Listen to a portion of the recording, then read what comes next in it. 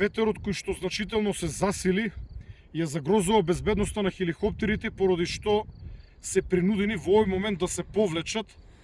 Гаснењето на пожарот во овој момент останува во раците на храбрите ренџери од Националниот парк Шар планина, како и неколку пожарникари од територијалната противпожарна единица во Тетово. Линијата на пожарот е многу долга, слободно можам да кажам повеќе од 1 километар. Пожарот се движи во насока на селото Селце. За жал и покрај употребата на двата полициски хеликоптери, линијата се уште не е совладана. Намалена е само на неколку места.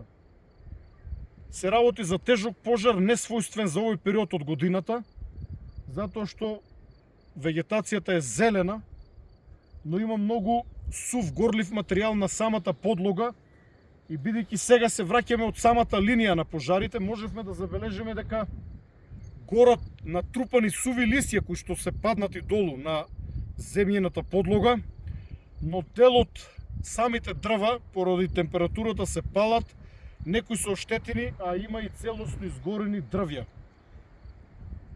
Рано наутро, доколку временските услови тоа го дозволат, ќе продолжиме со гаснење на овој пожар со уште 2 полициски хеликоптери, бидејќи се сомневам дека врз истиот денес ќе воспоставиме контрола.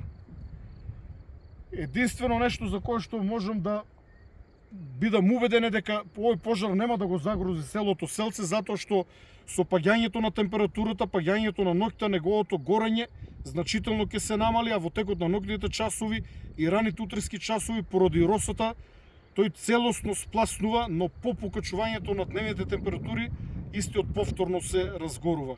Се работи за сложен, комплициран, шумски, планински пожар, бидејќи се работи за висока надморска височина.